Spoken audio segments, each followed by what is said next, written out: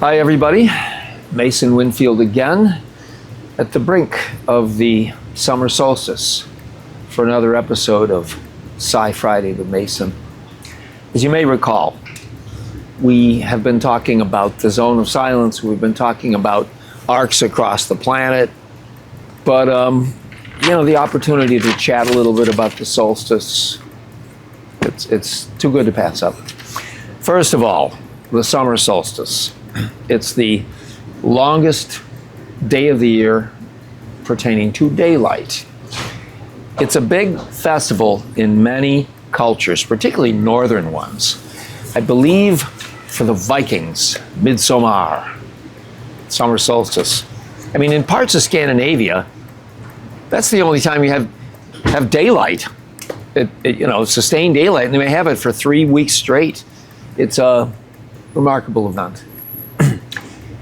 But I should tell you just a little bit about the holidays of the Celtic people, because we are getting into a kind of a pagan culture today. The solstices, longest, shortest days of the year. The equinoxes, they're the horizontal points. Day and night are equal. They tend to be big days for festivals in many cultures. However, for the Celtic people, Irish, Scottish, Old French, Old Germanic, big story. I can't tell it all in one afternoon. But Celtic holidays were the cross-quarter points in between. Just make the diagonals. And we don't know that the Celts did a lot of big stuff on the summer solstice. We think it might have been Halloween, May Eve, Imbolg, February 1st, and Lunasa, August 1st. We think those might have been their festivals. But we're going to talk a little bit about the summer solstice today. The shirt I'm wearing is a little bit of a joke. I can't help but tell you. It's a little bit of an in-joke. I'll tell you what it's about at the end. But I would first of all use my solstice to try to find a little time within the next couple of days for real peace, reflection, meditation. Get a pen and a pad out, a journal. Be with yourself. Relaxing circumstances. Light a candle. Make a bonfire. Have a cup of tea. Glass of wine. Relax yourself. And catch up with yourself. Really think. Because that's so lost in our contemporary world. There's coaches out there who try to tell you to do all this. You can find it. You may find a new level to yourself if you can really get out of the mental bustle. And the effect of the solstice. First of all, the exact day of the maximum daylight, it's not consistent on the calendar. It's generally 19th, 20th, 21st, maybe 22nd. I think there's a handful of days in which it might fall, but that is the longest day. But the effect of the sun setting in the same place every day will linger for a couple of days. That's what solstice means. In Latin, solstice. Sun stands still, because that's what it does. You're on a horizon, you're on a high point.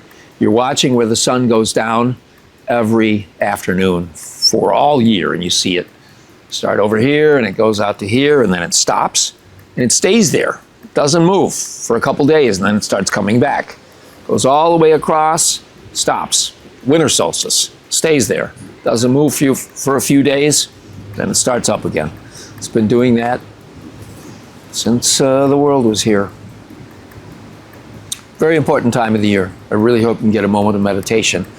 As far as the shirt, I'm giving a talk tomorrow. Incidentally, if you do happen to see this today, I'm doing a ghost walk tonight in East Aurora, Friday the 19th, on the supernatural Roycroft, on Elbert Hubbard's 170th birthday, 1856.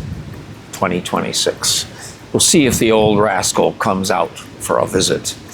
Tomorrow I'm giving a talk in the morning about midsummer's customs and festivities up in Gasport. A little bit of a drive from East Aurora, but it's at the Greystone event. For today, I should probably explain the shirt. The 1973 Summer Isle May Day Festival. Okay. In 1967, an author named David Pinner, I think he's British, wrote a book called Ritual. It's about a little tiny island off the coast of Scotland. They've got a bunch of small islands. And this island is like, it's not exactly medieval, but it's very conservative in its customs and its dress and its, you know, it's in the, and they have a lord. I think they call him Lord Summer Isle. And that's the name of the island. And apparently there's been some disappearances. So an inspector for Scotland Yard, and they made a movie out of it. And the guy is portrayed by no less than Edward Woodward, the original Equalizer. You will answer to me. You know, he was a good detective.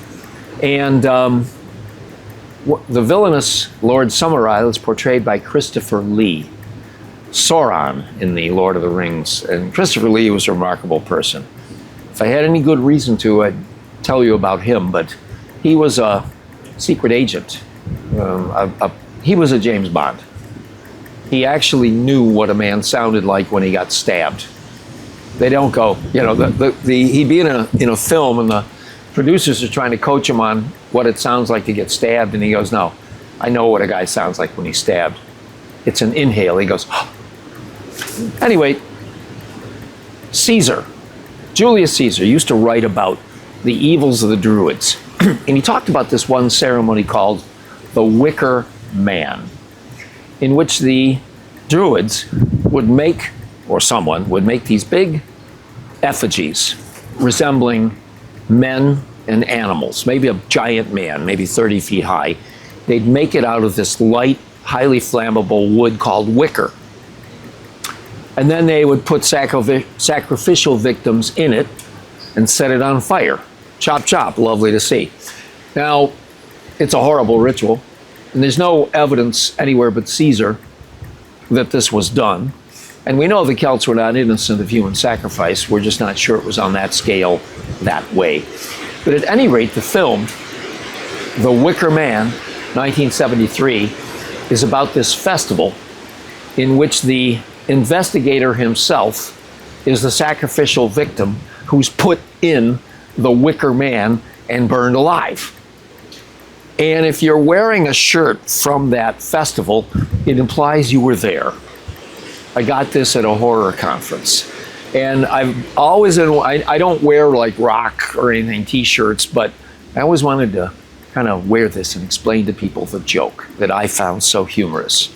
For today, have a wonderful solstice. Thanks for joining me with Psi Friday with Mason.